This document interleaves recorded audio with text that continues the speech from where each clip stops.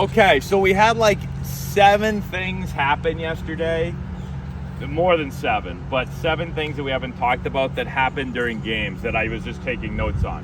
The first one, if you're a pitcher and there's less than 2 outs and there's a man on second base or third base and you throw a ball and get a comebacker right back to you, what do you need to do? Yeah, you have to check the runner. So what check the runner means, let's say the runner's at third. I get the ball, I don't just get the ball and throw to first with less than 2 outs.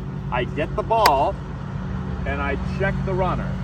When I say check the runner, I don't mean that you have to get the ball and do this, but you have to field the ball and look at the runner. Make sure his feet stop and that he isn't committing to the next base, isn't committing home, okay? If he runs home, if he just takes off sprinting home, what should you do? Throw the ball home. If he runs off and stops somewhere about halfway or somewhere close to halfway, what should you do? Yes, you're gonna run at him, and you're gonna, as you run, he might commit one way or the other. If he does, you can give the ball up. If he doesn't commit, you're going to take an angle so that you can start to run him back towards the base he was just at. Does that make sense to everyone? Okay. All right. What happened yesterday? We had runner on third. I had infield in. Ground ball to the pitcher. Pitcher took the ball, just threw to first base. Guy went home and scored. If we have the infield in, what are we trying to do? Yeah, get the out at home. Exactly. Right. And even if we don't have the infield in, you've got to still look at the runner. Make sure he stops and he's not going anywhere. Now we throw the ball to first base. Our first baseman catches the ball and then he checks the runner. Everyone got it? If the ball is hit on a line and you're on base with less than 2 outs, a line drive, what do? You go back. Okay, good. Most kids say freeze, right? How many people have heard freeze on a line drive? Has anyone heard that before? Yeah, it's like a popular baseball saying. I always say back on a line drive, okay? Why do I say back on a line drive and not freeze? Yeah, if you freeze and it's caught, you can still get thrown out. Right? What I see happen a lot, especially, let's say you're on first base, and you go shuffle, shuffle, and it's a line drive to the second baseman, and the runner goes freeze, and then the second baseman catches it and throws you out by 15 feet. When instead it should have been shuffle, shuffle, low line drive, I'm back, oh, the ball went through, and then I move up. And if the ball's caught, I'm already going back. Everyone got that? Okay. We all have enough speed on the line drive to let it go through by going back and then moving up to the next base. Cool? All right. And it should happen on every base. Now, what happened yesterday a few times, if you're on third base, less than 2 outs, and the ball is hit on a line or in the air, what are you doing? Yeah, you're going back to tag up. Go back to tag up. Everyone got that? We had some guys yesterday, the ball would be hit in the air, and you go secondary, the ball would be hit in the air, and you run home. And then the ball would be hit, and then you'd go, oh no, I got to go back and tag. And guess what happened? By the time you got back to tag, you couldn't go back home again. Okay? And that's like a big, big no-no. If that happens during the year, if Max Salerno did that during the year, he'd be a big trouble for us, right? You gotta go back and you gotta tag, all right? And if you're the batter that you just cost the guy an RBI, there could be a fight in the dugout afterwards, right? So, always back to tag. I got a tricky question for you young guys. If you're on second base, why is that leaf blower always on every morning? Every morning. That guy loves blowing leaves around his yard. Okay, you're on second base. Let's see who can get this right. I should add this into the trivia question. Fly ball to the outfield. What are you doing? Nobody out. No one out. Yes. If it's a taggable ball, now we've got 2 leaf blowers. If it's a taggable ball to the outfield with nobody out, we want to tag up so we can get to third base with how many outs would there be now? 1 out. I always want to get to third with less than 2 outs. Why? Is it like a ground out with pitcher? Yeah, if they stay infield back and you hit a ground ball, guess what? We scored a run. If we hit a sac fly, guess what? We scored a run, right? So there's all these different ways to score from third base with less than 2 outs. Okay? Now let's say you have 1 out and you have a fly ball to the outfield that's taggable. Taggable. What should you do? No. If the ball goes up and you run back to tag, and you tag up and you get the third, now there's 2 outs. Can we score on a ground ball? Can we score on a sac fly? No. Right? So the thing I want to make sure of the most with 1 out, if the ball is hit up in the air and it's a high fly ball, it's deep, I get off the bag. And I get off because if the ball drops, what do I got to do? Not third, I got to score. Yeah, I got to score. Exactly.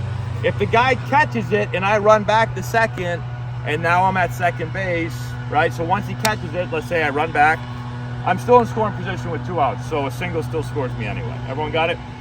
Okay. Now at the major leagues and like maybe some college level, high level, if they know that it's a taggable ball and they know the guy's going to catch it, they get off the bag, and then when they see like, okay, that guy's going to catch it, then they might run back, tag up, and go. But at your levels, I would be careful because I've seen a lot of guys on a fly ball that you think's routine, and it goes like that, right? And so if you're off the bag, you can score on that play. Everyone got that? Okay.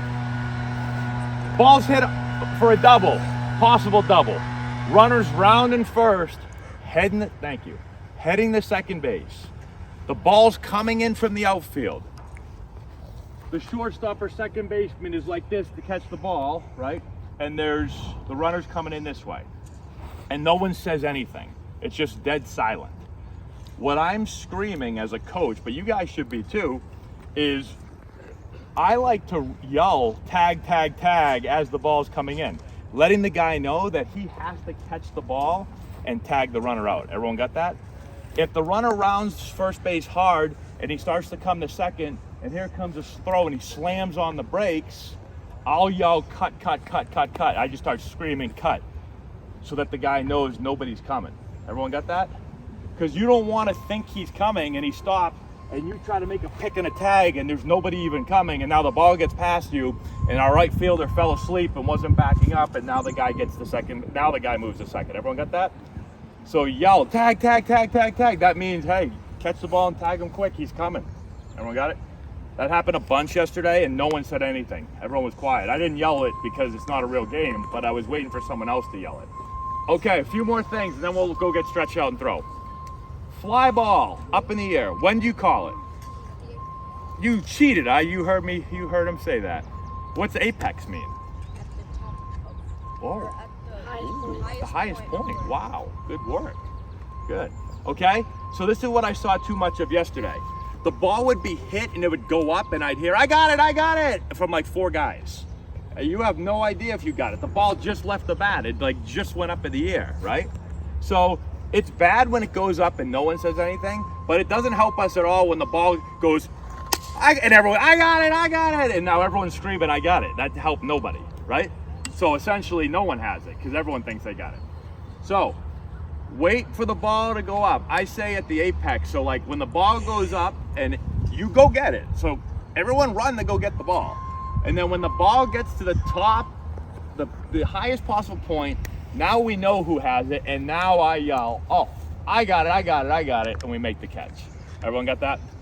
All right, because it happened yesterday on that field. It went to left, the third baseman, the shortstop, and I think the left fielder all said I got it at the same time, the second the ball went up, and then there was mass hysteria because nobody knew who wanted to take the ball. All right? And what's the priorities again? Who's got priority on balls in the outfield? Center field has priority over left and right. Okay, who has priority? The outfield or the infield? On a shallow fly ball? Outfield. All outfielders have priority over infielders.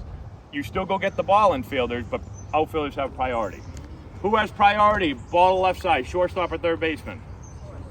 Shortstop. Who has priority on ball to right side, second baseman or first baseman?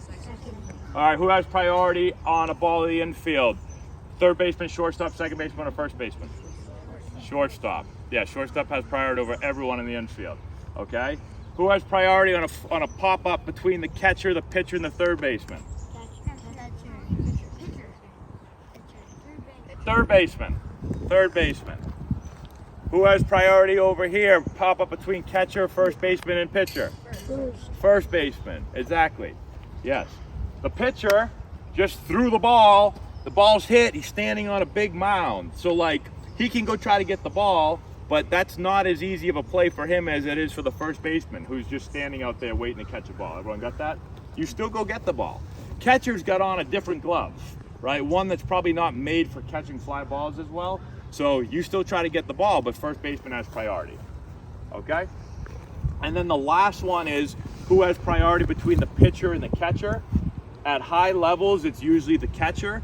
At younger levels, sometimes the pitcher is the best athlete on the field at your ages. So the pitcher might call that guy off, all right? That just depends on your team. If you watch the major leagues, when the ball goes up, the pitcher says, I want nothing to do with this ball. All right? At that point, pitchers are the non-athletes. So at your age, they're usually pretty good athletes. How many minutes have I gone, G? 12. All right. When the ball's coming in, right? This happened at third base yesterday. It happens at third a lot. Ball's being thrown to third. You're waiting to catch and tag the runner. But the runner stops and doesn't keep coming. He stops. He rounds second. He stops because he knows he's going to be out. And you know what I saw happen a couple times yesterday? The ball's going to bounce right there, and this is what our third baseman did. And then the ball went past him and went out of play. And we had no one back. We had no pitcher backing up, so pitcher's got to back up. What do you got to do if there's no play? You got to block it. Exactly. So you either got to get down and wear that thing in the chest, or if it's going to bounce there, I don't even care if you know he's not coming, that you just back up as fast as you can and take the nice big long hop, okay? But what you cannot do is just do a Roger Dorn Olay and just hope that you catch it and just let the ball go by. Anyone know who Roger Dorn is? Who is he?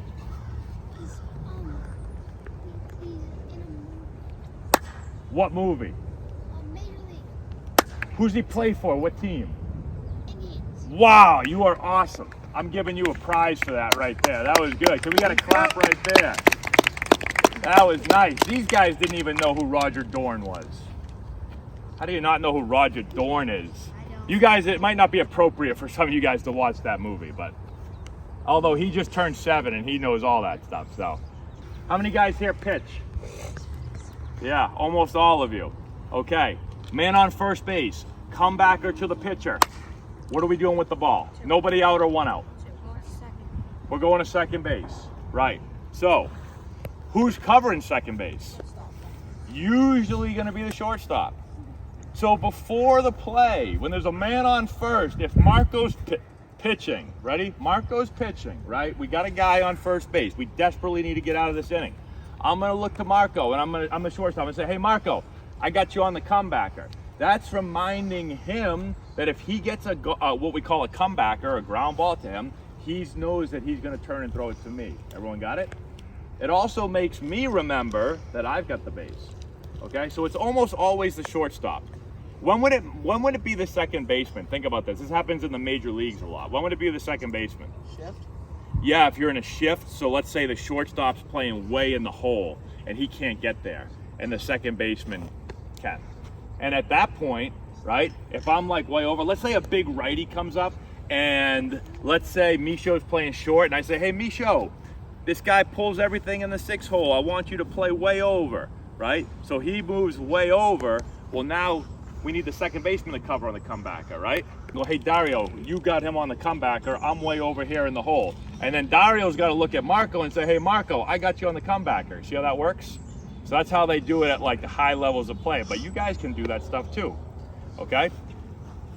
First and second, comebacker to the pitcher with nobody out or one out. Where do we throw it?